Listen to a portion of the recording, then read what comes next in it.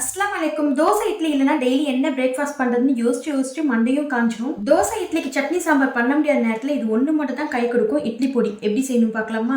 இதை பண்றதுக்கு 15 பல்லு பூண்டை தட்டி எடுத்துக்கோங்க. இப்போ மெஷர்மெண்ட் கப்ல நம்ம எடுக்க போற இன்கிரீடியன்ஸ் எல்லாம் அளந்து எடுத்துக்கோங்க. அப்பதான் கரெக்டான பக்குவத்துல வரும். 1.25 கப் உளுந்து, 1/2 கப் கடலைப்பருப்பு, 3/4 கப் துவரம்பருப்பு, 1/4 கப் தட்டி வச்சிருந்த பூண்டு, உங்க காரத்துக்கேற்ப வரமிளகாய், 25 வரமிளகாய் கிட்ட எடுத்திருக்கேன். இது கூட 3/4 கப் அளவுக்கு கருவேப்பிலை எடுத்துக்கோங்க. இப்படி அளந்து வச்சுட்டீங்கன்னா உங்களுக்கு ஈஸியாவும் இருக்கும். இந்த பொருளை போட மறந்துட்டோம்னு டென்ஷன் ஆகவே மாட்டோம். இப்போ ஒரு பேன்ல கருவேப்பிலை ஈரப்பதம் இல்லாம நல்லா மொறுன்னு வறுத்து எடுத்துக்கோங்க. இப்போ அதே பேன்ல 1/2 டீஸ்பூன் எண்ணெய் சேர்த்துக்கோங்க. இதுக்கப்புறம் வறுத்து எடுக்கிற பொருளுக்கு சேர்க்க போறது இல்ல, ஒரே ஒரு பொருளை தவிர. இப்போ எடுத்து வச்சிருந்த உளுந்த மீடியம் ஃப்ளேம்ல வச்சு கருக விட்டுறாம கோல்டன் கலர்ல வறுத்து எடுத்துக்கோங்க.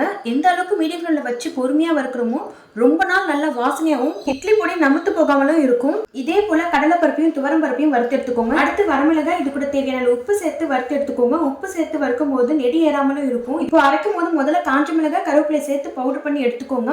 இது கூட அடுத்து 2 கட்டி பெருங்காயம், வறுத்து வச்சிருந்த மத்த பொருளையும் கொஞ்சமா சேர்த்து கொரன்னு அரைச்சு எடுத்துக்கோங்க. நான் ஸ்டார்டிங்லயே சொல்லியிருப்பேன், ஒரே ஒரு பொருளை தவிர மத்த பொருளுக்கு என்ன தேவைப்படாதுன்னு. 2 டேபிள் ஸ்பூன் எண்ணெய் சேர்த்து தட்டி வச்சிருந்த பூண்டை இந்த அளவுக்கு கலர் சேஞ்ச் ஆகிற அளவுக்கு வறுத்து லாஸ்டா அரைச்ச இட்லி பொடி கூட சேர்த்து மிக்ஸி ஜார்ல அரைச்சு எடுத்துக்கோங்க. நான் சொன்ன மெஷர்மெண்ட்ல கரெக்டான பக்குவத்துல நீங்க அரைச்சு எடுத்தீங்கன்னா நல்லா வீடே மணக்கிற அளவுக்கு இட்லி பொடி ரெடி ஆயிடும். இது கண்டிப்பா பேச்சுலர்ஸ்க்கு யூஸ்ஃபுல்லா இருக்கும். வெக்கேஷன் டைம் முடிஞ்சு வீட்ல இருந்து கிளம்பும் போது உங்க அம்மா கிட்ட செஞ்சு கொடுங்கன்னு கேட்டு வாங்கிட்டு கிளம்புங்க.